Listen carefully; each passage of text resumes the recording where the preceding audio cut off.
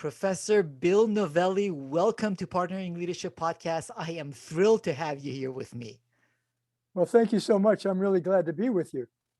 I'm really excited, most especially because of your rich background, your focus on business ethics, and your association with my beloved Georgetown McDonough Business School.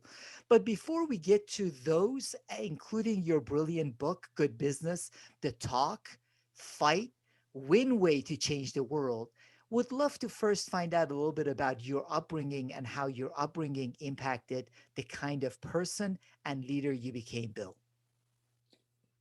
Well, I grew up in a blue collar town near Pittsburgh. So in the old days, it was a coal town, and then it became a steel town. And my dad worked in a steel mill, and so did my uncles. And as I was growing up, Mahan, all four of my grandparents came to this country from somewhere else. And as I was growing up, I was thinking to myself, what are these immigrant values? And I thought about that as an adult as well. And now I have grandkids. And I think to myself, what can we impart to our grandchildren?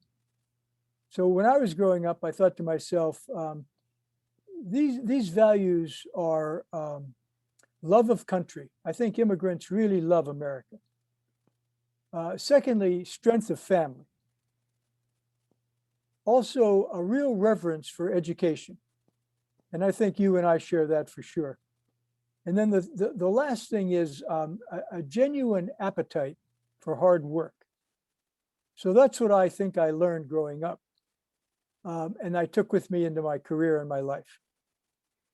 And those are wonderful attributes to take from your immigrant family, as I have from mine, Bill, that love of country, strength of family, reverence for education, and hard work. You had all of those, but all throughout your career, you've also had a sense of purpose, a sense of wanting to do good. Where do you think that comes from? I do think it comes from my family. I think it comes from my parents. What I think it is a strong feeling of wanting things to be fair. Now we know that life is not fair. We know that America is not completely fair, but I think we need to have everybody have a fair chance at the starting line. We're not going to all end up in the same place. And so Jesse Owens, a great sprinter, way back in the so-called Nazi Olympics, way back in 1936, he said, when the race starts, it's not about being black or being white. It's about being fast or slow. And I think that what we need is everybody have a fair chance at the starting line. And you have dedicated your entire career to giving everybody a fair chance at having the same starting line. And pretty early on in your career, you were working at WRG, working on the Ralston Purina and Bristol Myers accounts. And that's when it came to you that maybe that wasn't the right place for you and your purpose-driven career to be. Yes, you're right. So I started at Unilever. I was a marketing manager. And I went across town to a hot New York ad agency, Wells Rich Green, or WRG. And I had the same kinds of accounts. I had packaged goods. So I was a marketing guy, and I was working on packaged goods. And at the end of the day, I would say to myself, what have I done? And the answer was I was making money. There was no heavy lifting. It was pretty competitive, and I liked that. But the truth is, I was not being able to find social relevance, and it bothered me. And then I got lucky. I got assigned a new account, public television. So public television hired its first ad agency to build audience. And the first thing I did was to go to a press conference. And the press conference was being run by a woman who said to the media there, I'm here to tell you that we're going to revolutionize children's learning. It was Sesame Street. And I was listening to her and I thought to myself, This woman is a real educator, but she's also a marketing person. And I had this, I'm going to call it a revelation. The idea that you could apply the kind of marketing that I did to packaged goods as I was doing, but you could also apply it to ideas and to issues and to causes. And that's when my light bulb went on.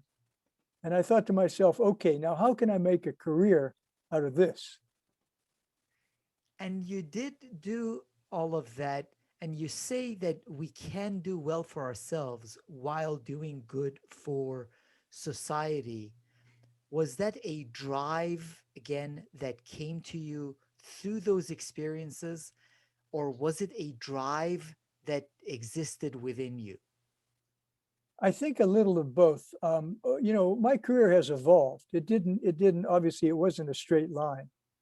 And one of the threads of the book, this book, Good Business, is that whoever we are, wherever we are in our career, whatever company or organization we're in, we can make a positive social difference. I like to call it a dent in the universe. We can make a dent in the universe. And we can all do well for ourselves and do good for society. Now, Bill, there has been a lot of conversation around that, most especially over the past year since the pandemic, the racial equity crisis. There's been a lot of talk about the importance of purpose for organizations, triple bottom line, people, planet, profit. Now, is this all greenwashing? Are these organizations and leaders saying the right things rather than really being purpose driven the way they should be and the way their employees want them to be? I think there is greenwashing. I think a lot of people are making it up. And there's also corporate misbehavior. I mean, we can open the Wall Street Journal every day and read about it. But I think that the trend that I'm talking about, doing well by doing good or triple bottom line, I think that trend is a strong one. And I think it's here to stay. So not every company gets it, and not every company is on that continuum. But many, many companies are figuring it out. They're figuring it out how they can build economic value and create economic value for their stockholders by creating social and environmental value for the rest of society. And I hope that will happen because there are a lot of the right statements, in many instances, made from the same organizations that have been making similar statements year after year. So that's why I believe your book serves as a great framework to think about becoming more purpose driven for leaders and for organizations. Now, your career kept evolving, and at one point, you were involved in having to reposition Peace Corps. How did that come about? That was another lucky break. I was reading the New York Times, the advertising column, and it said that the Peace Corps wanted to essentially reposition itself. And I thought to myself, wow, that would be perfect. I want that job. And luckily, I got it. And back in those days, the Peace Corps was beloved by these host countries, just as it is today. But what the host countries were saying is, we need more people who understand agriculture. We need more nurses. We need more MBAs. And we need more older volunteers. And we would like more people, more Peace Corps volunteers who look like us. And so that's what the repositioning was about. That's what I worked on and what I helped to do. And that helped me really to understand more and more about how we can make a difference.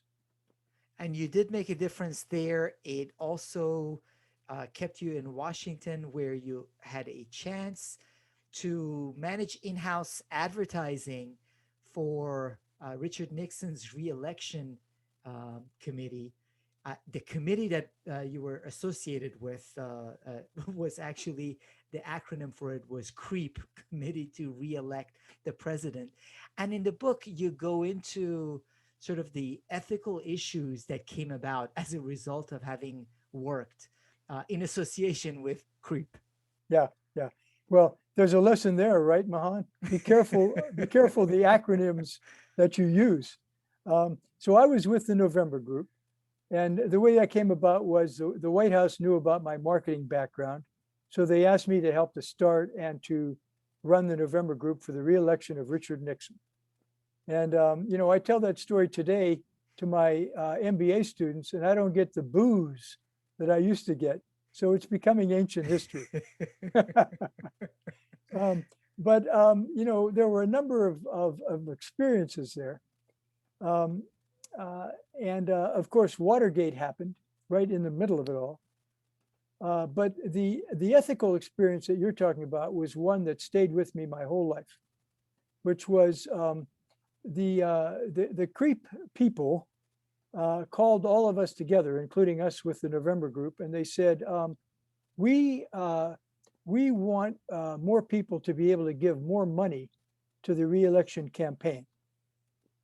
And the election spending laws really don't permit that.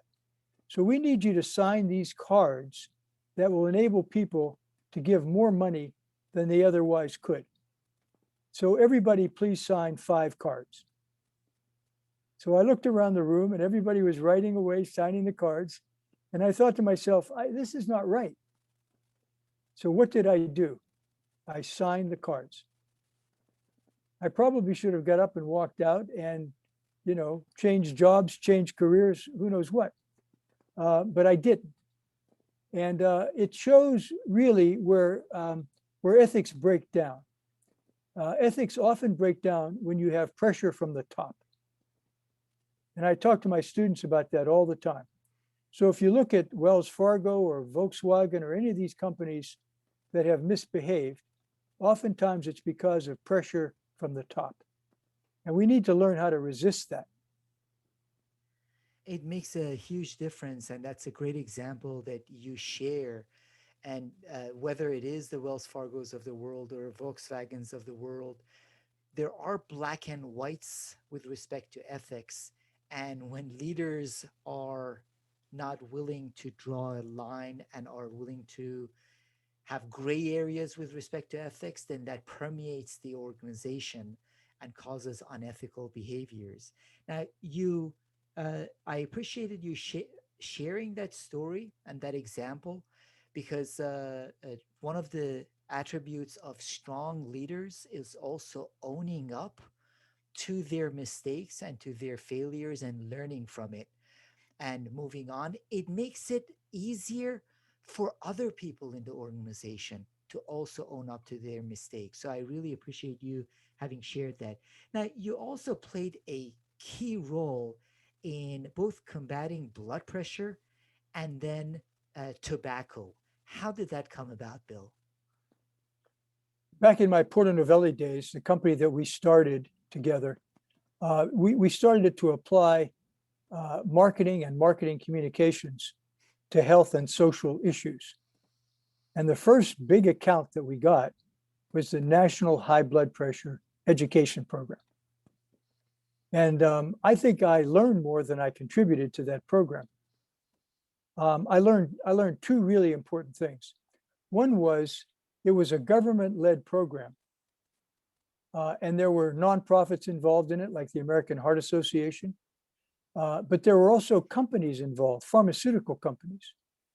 And today and back then, sometimes pharmaceutical companies can be suspect. But these companies, they played by the rules. They contributed. They made a real difference in the high blood pressure program. Now, why did they do that? It was enlightened self-interest. It was doing well by doing good. They saw that when we educated physicians, when we educated consumers to get their blood pressure checked, they would sell more product. So they were basically doing well by doing good. And that was a lesson that I've kept with me. The other lesson, Mahan, was, I was a marketing guy. And the way you practice marketing is that you use your marketing mix to influence individual behaviors. Sell a car, sell a beer, sell high blood pressure control. But I learned that individual behavior change is not enough. We need policy change as well. In other words, we have to change social norms as well as individual behaviors. And that's why policy is so important. So for the rest of my career, beyond the high blood pressure period, I was applying policy as well as individual behavior change.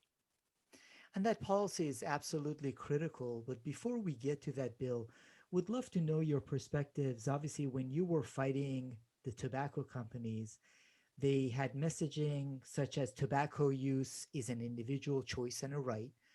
Tobacco related diseases are the user's responsibility. Government intrusion is bad and dangerous. And the science is in doubt. You aren't really sure that this causes disease. And I would argue that with my background in human nutrition, or even in some aspects of social media, there are other organizations, industries that use similar language to this day to do what is not right for the consumers.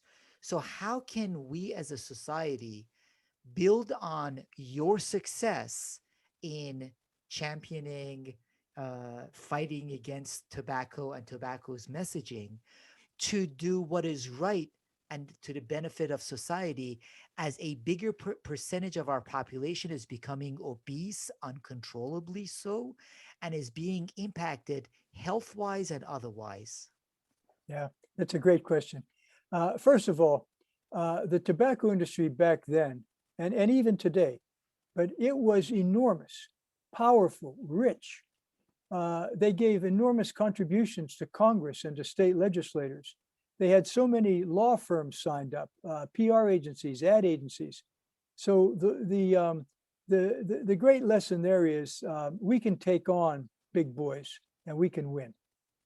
We can make change. But when it comes to dealing with the industry, as you say, there are other industries that we need to deal with as well. That's the subtitle of the book: Talk, Fight, Win. So, today's environmental problems, today's social problems, they are way too big for endless combat. We need to get everybody at the table, even the tobacco industry. And we can't all agree, and we're going to fight, but we can talk and we can hopefully find common ground. And I think that that's how we can make progress. It's not going to be easy. Nobody said it ever would be, but that's where we can be. We can make change. And that's how, by finding common ground, you were able to lead AARP so successfully. Now, most listeners would be very familiar with AARP, but just for an international context, it is the largest nonprofit in the country with over $1 billion budget, 2,400 employees. So it is a huge organization that you had to lead in order to impact the public policy that would be of interest to the nation, most especially the senior citizens in the country. Yes, yes. AARP is large, and it has a an attribute that is just absolutely powerful, and that is an enormous grassroots. So the woman who started AARP way back, Ethel Percy Andrus, she developed this volunteer cadre, this grassroots, and she called it an army of useful citizens. That's a great phrase, an army of useful citizens. And that's what AARP has. But of course, many other nonprofits do as well, maybe not quite as big, but the American Heart Association, the American Cancer Society. And if you have a strong grassroots, you can make a real difference because those people on Capitol Hill or in the State House in Albany or Sacramento, they can count votes. And they know that when the public supports something, that it puts pressure on them to make change. So if you can have a grassroots and work from the bottom up and work from the top down, then you've really got something. And you really did. So, what I wonder is, as a CEO of an organization with such a wide reach and such a rich heritage and legacy, it is often very difficult to change the culture of the organization and its impact on the outside world. How were you able to do that at AARP? Well, I'm not sure that I really changed the entire culture. You know that adage. You and I come from the same business school. You know, culture eats strategy for breakfast every morning. So culture is hard to change. But here's my thought, and here's what I think I've learned. Number one, wherever you are, you need a big vision. Now, it almost sounds like a cliche, but it is true.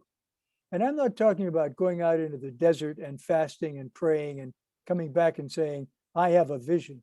I'm talking about a vision that oftentimes bubbles up from the organization itself. So have a really big vision. And one of the real definitions of leadership is the ability to have a vision and to create change. That's the reason to have a vision, because you want to create change. You want to do something. And then build teams around that. I've never accomplished anything in my whole life without teams. I think teams move mountains. And so if you can build great teams, and when I was at AARP, I used to say about 100 decisions get made every day that influences this organization. And I'm making maybe 5 of them. So who's making the other 95? And the answer is teams, people organizing and managing teams, and it permeates down through the organization. And that's why teams are so important. But if you're going to have teams and they're going to make good decisions, you have to listen to them. You have to be able to put your ego aside and say, tell me what's wrong with this picture. Tell me what's wrong with my idea. And then you've got teams that work. And you were able to move mountains with your teams, Bill. 8, 9 years later, you decided to move on. And my question for you is, if you believe that CEOs have a shelf life where they can contribute, initially, obviously, they need to get a hang of how things are working. They have a phase of really contributing.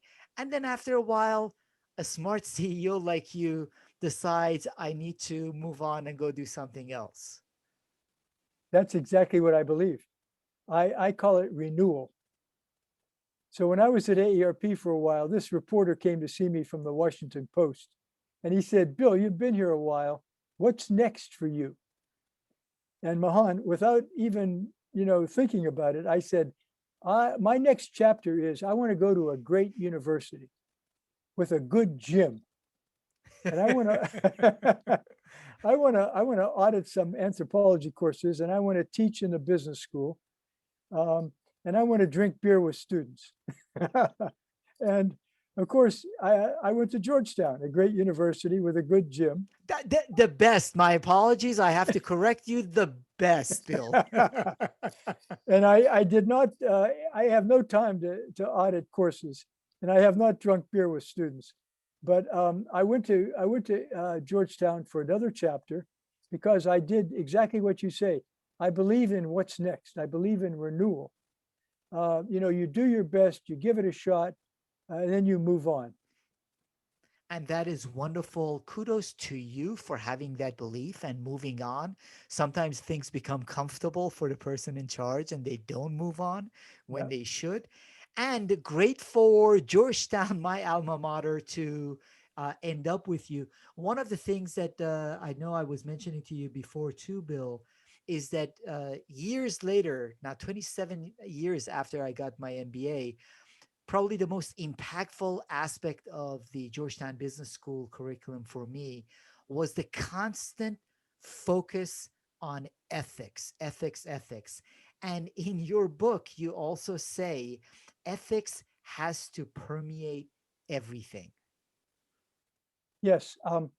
I think that no matter what course you're taking or no matter what course you're teaching, it could be accounting, it could be finance, it could be marketing, ethics needs to permeate.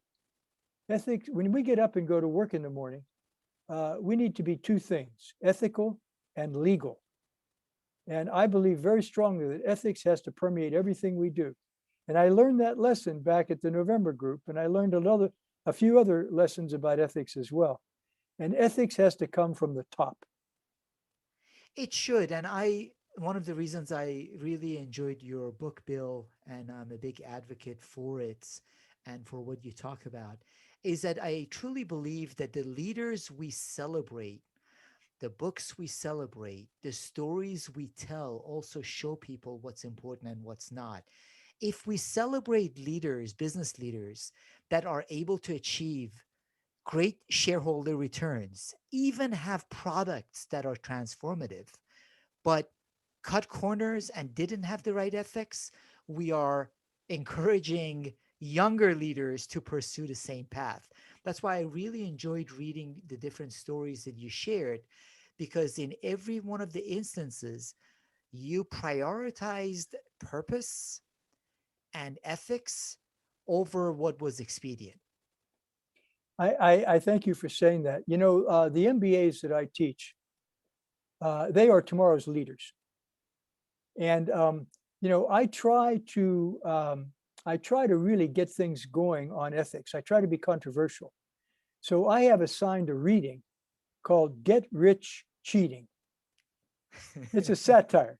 And I have to put in the syllabus, this is a satire, because I don't want any of these foreign students who take things very literally to think that I'm serious. But I try to get the students to talk about cheating, about performing unethically. And I say, well, what's wrong with doing it just this once? And believe me, Mahan, they are not buying it. They are very ethical people. They are determined to be ethical. And I tell one story about how this Chinese American student, I said, well, what do you think about cheating? And she got up and she walked away from the camera. This was virtual. And she came back and she had a baby on her lap. And she said, this is why I don't cheat. And that's a perfect example of why the young people are fortunate to have people like you training them with the kind of ethics that Georgetown also emphasizes. You also share a lot of great examples, Bill, in your book, including CVS as an example of truly leading with purpose. Not purpose as a statement that is plastered on the walls, not purpose that when there is a demonstration or a cause that is shared on social media, but purpose that actually costs the organization, but they stick by values and purpose. I think CVS Health is a good example of what you're talking about. So they set out to become a health company. And then they said to themselves, how can we be a health company and sell cigarettes? So as you say, they took cigarettes out of their stores. It cost them $2 billion a year in revenues, but they made it back. And they made it back by essentially reinventing the company, adding all kinds of health products, doing all sorts of things to make themselves a true health company. And today, if you look at CVS Health, that's and they even changed their name. That's what they are and who they are. And the woman who runs their corporate social responsibility, she says, I am the best recruiter that our company has. She said, pharmacists come to work at CVS Health, truck drivers, all kinds of people, because they believe in our purpose. And there you see a really good example of doing well by doing good. And purpose and values, if there isn't a cost associated with it, are not truly purpose and values. So in that instance, there was a cost associated with it also, which is good for CVS and their leadership. Now, another thing you say that I absolutely love, and I have this quote now all over, is problems worthy of attack prove their worth by attacking back. Yes, exactly. The big problems, the kinds of things that you and I know that we have to deal with. If you look at the really big problems that we face today, one of the very biggest, if not the biggest, is climate change. We're talking about obesity and overweight, which the United States is exporting around the world. We're talking about all kinds of things that have to be faced up to. And that's why we just can't have endless combat. We need to get everybody involved, all the sectors, government, nonprofit, business. It isn't either or, as you say. Everyone has to come to the table to address these issues that are broad in scope. Now, in addition, obviously, to your book, Bill, as a professor at Georgetown, I know you also assigned Clayton Christensen's book, How Will You Measure Your Life? I absolutely love Christensen and that book. In addition to that, are there any other leadership books or resources you recommend when leaders ask you they want to become more purpose driven and make that a part of the culture of the organization? I do have a favorite book to recommend. Uh, it's called It's the Manager. Now you think to yourself, well, this is a book about managers, not about leaders. But you know, and I know that it's about both, that if you're going to be a great leader, you've got to have good managers. And if you're going to be managing something, it helps to have leadership. So this book is called It's the Manager, and it's put out by Gallup, the Gallup organization.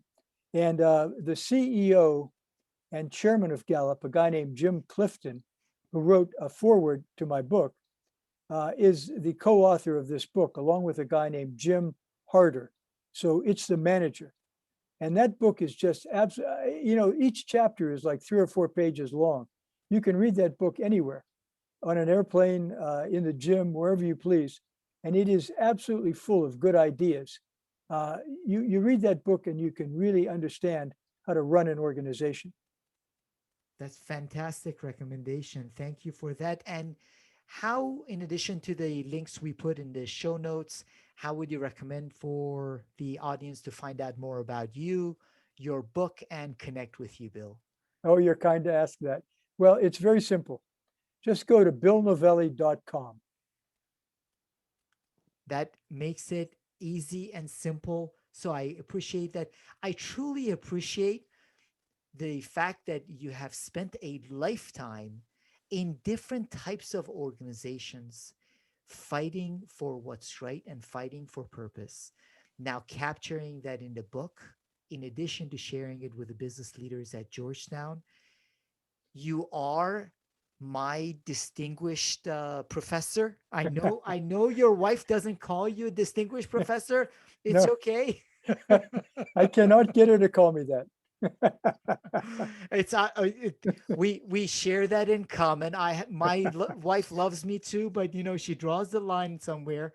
But I have to tell you, Georgetown is fortunate to have you as distinguished professor of practice, and we are fortunate to have you share your insights with the partnering leadership community. Thank you so much, Bill Novelli. Mahan, thank you so much. It was a real pleasure.